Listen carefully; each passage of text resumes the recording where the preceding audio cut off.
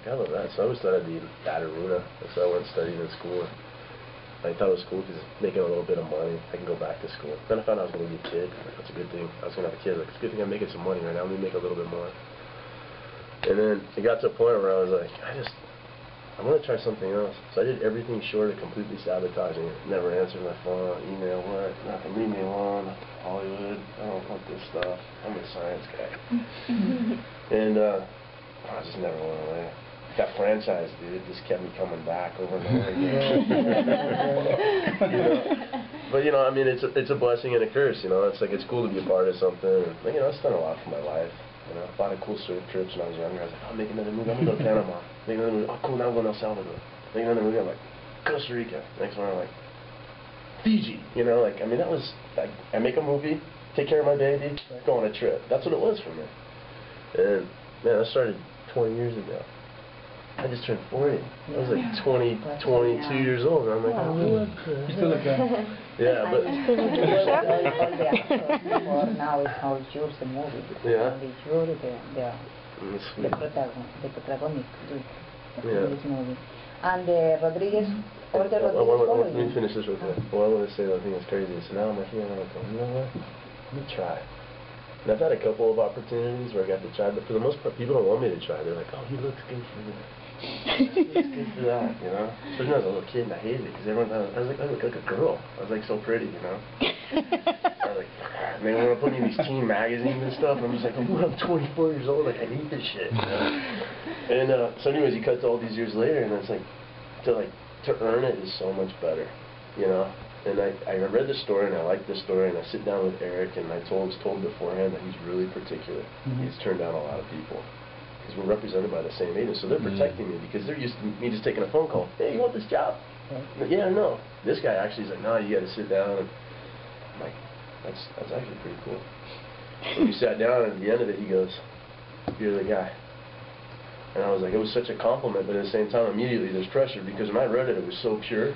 It was so truthful, minus all this stuff. I was like, the only way this thing isn't going to work is if I screw it up, you know? But I like that accountability, I like that pressure. So I show up, I realized that just telling the truth and living every moment, I did that.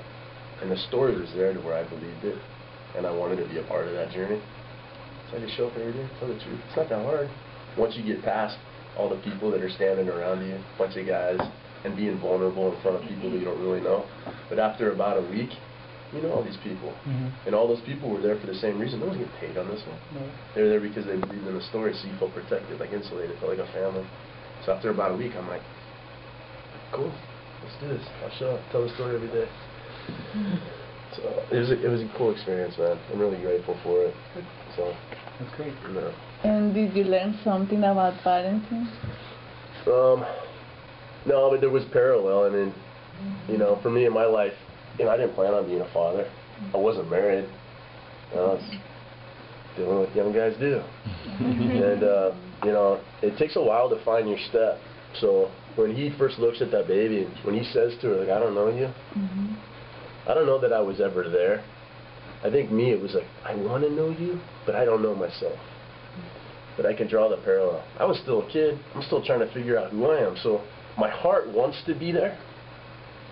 It just doesn't know how to be yet. And then over time it develops, you know. It's like she just turned 15 years old, and I'm like, in terms of timing, it couldn't have worked out any better because I'm in the place. I'm there. I'm really committed. Where I always wanted my heart to be, my heart's there.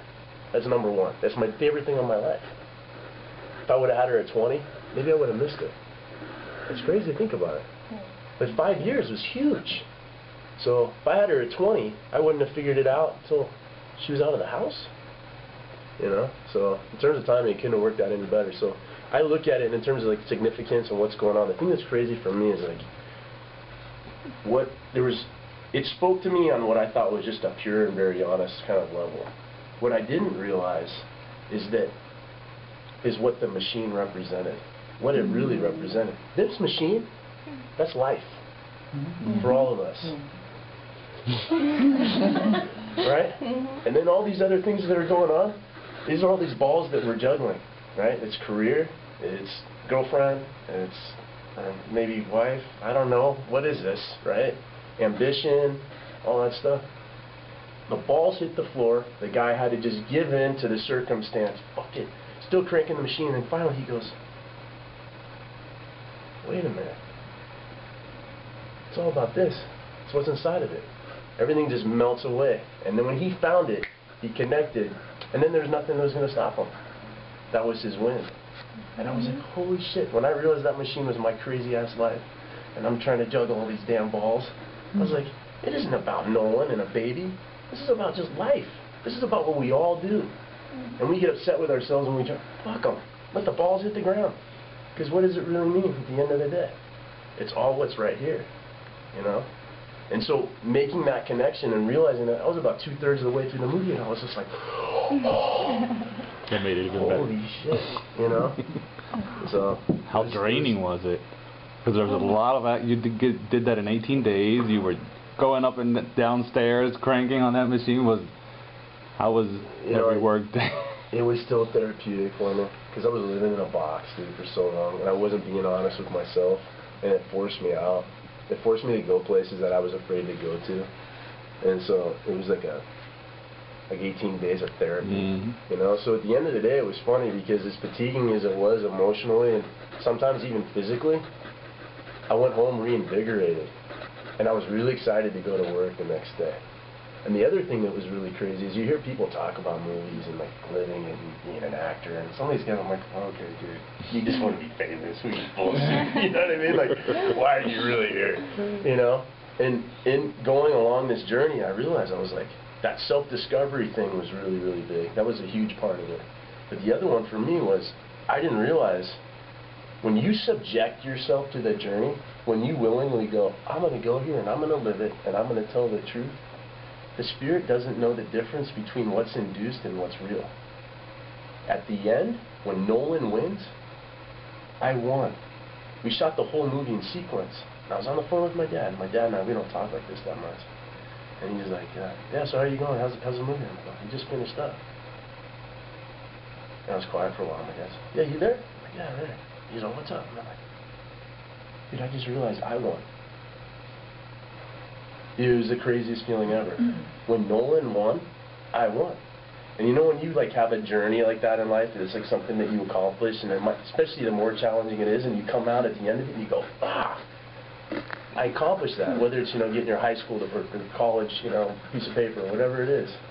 I walked away going, my baby lived. I mean, it felt the same. You know, it's pretty incredible. How was it working with Genesis? She's amazing, girl. She's really warm, really cool girl. It's funny because Eric and I spent a lot of time together before we started working, and he's going through the casting stuff. And I'd go over to his house and hang out for like just 4 hours, just bullshit at his house, and we're doing this every week, you know, a couple times a week, for at least a month, 2 months. And what I didn't realize is all he was trying to do is figure me out better so he could better manipulate me. But we were going through the casting process and talking about, you know, different girls, and he would just show me photos. And when he would show me the photos, I realized that he wasn't looking at the photo. He was looking at my reaction when he dropped the photo on the ground. So Jenna's sitting, I think my eyes went like that, and he goes, yeah, she's really cool too. But it's so important because, like, for me, I've worked with girls in the past. I've been pretty fortunate, man. But the Rodriguez follow you, because Michelle Rodriguez, now Genesis Rodriguez. Yeah, no, but, you know, I can't fake, like, affinity or appreciation for somebody. Like, if it's a diva, that's not going to work. Mm-hmm. You know what I mean? It had to be somebody who's coming from a pure place in order for me to, like, feel like I could connect with her.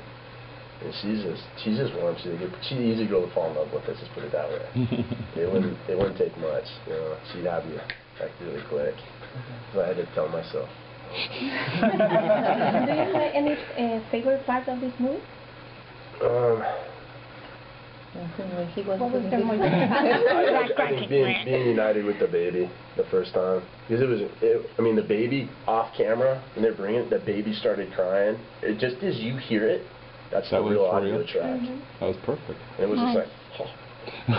And I'm playing this thing the whole time, and then they're like all of a sudden putting it there. And the only bummer is Eric goes, man, you should have looked up. We could have gotten your blue eye. And I was down there, and I was just like, oh my God. It felt so real, you know. It was really powerful.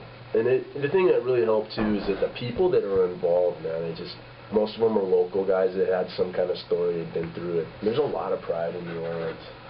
You know, the Fleur-de-Lis, you know, that little, it's like, if you live there, you have that tattoo now, especially if you went through Katrina. Wow. And so there's like a certain reverence, you know, certain respect for it and what we were doing. And I was talking about just kind of like, I don't know, I guess the insecurity of just being kind of emotional and vulnerable in front of a bunch of people that I don't know. But it was after about, I'd say, you know, a few days, but maybe say a week, people start revealing what's going on and why they're really there. And I was like, oh, well, everyone here has been moved by it. Like, that's why they're here. It's not for a job. You know, there's like 6 or 7 other movies going on there. They could actually gotten paid. You know, but people wanted to give 18 days to this one. And so there was a certain level of kind of like reverence on set. It was kind of, so I mean, there's times we're screwing around, we can't do that. But for the most part, it was very like, you know, it was just, it was conducive for what we were trying to accomplish. It's cool. And what do you like more, action movies or drama? As I'm getting older, I like things that are more truthful. So, personal. You know, when I have an opportunity to connect, I don't know, I like it. I always like the action stuff, but I don't know, I suppose if I'd been doing a lot of drama, I'd probably just want to do action. But now that I've been doing a lot of action the majority of my career, I think I'm more drawn towards the drama. You know, what's honest, what's pure. You know, Fast, we have like certain themes that are, you know, the whole family thing, which it's kind of, I didn't even realize what was going on until we came back, I think, to do the 4th one. And they started speaking to me about the themes of family and stuff, and I was like, oh, man, I just thought we were running around shooting guns.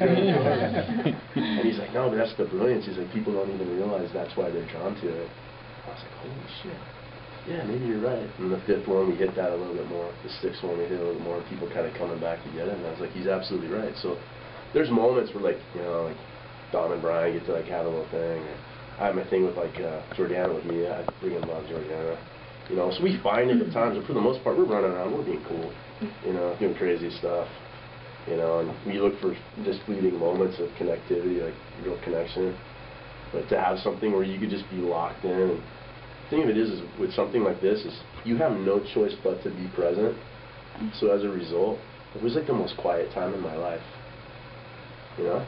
I didn't have time to like be on a phone or concern myself with what was going on at home, because I had to just be in it. It was just committed. And I think as a result, that's also part of the reason why there was like a lot of self-realization that helped me kind of better see my life once I stepped away from it. I was like, wow, I just had more clarity. And during the film, did you have a chance to talk with people around about their experiences over there? Yeah, mainly from the crew, you know, the guys I was working with, like I mentioned earlier, and what they went through. And if their story wasn't real dynamic, it was what their cousin or what their aunt went through, or, you know, somebody went through something really traumatic. Like what the Filipinos are dealing with right now, you know, it's heavy. But the thing that's crazy is, like, with all this stuff, it's like, you know, I've been to a bunch of spots, and I went to Chile after, you know, we had that earthquake and tsunami there. I was in Haiti right after Haiti, and went to the Philippines, got to Indonesia. Indonesia got hit with the tidal wave too. And the thing I like about stuff like this is, it's like, you know, you see the dark, you know, those guys that are running around, the thugs that are running through the hospitals, they're raiding stuff. We always have that, you know, people that are like the predators, they're taking advantage of the victims and people, you know, in a dark time. But overwhelmingly, people are good. And there's more good people on this planet than bad people, you know? And I love that about it. And to me, that's what I like about this movie too, is it celebrates the victory of the good guys. You know, we see the bad guys. We saw this. We so focus on what's dark and the dark and the sad music, and rarely do we go back to revisit the positive. We need to celebrate our victories more. And to me, I was like, this is, we win. You know, So for celebration of the human spirit. You know? So for you, what means life? Thank you.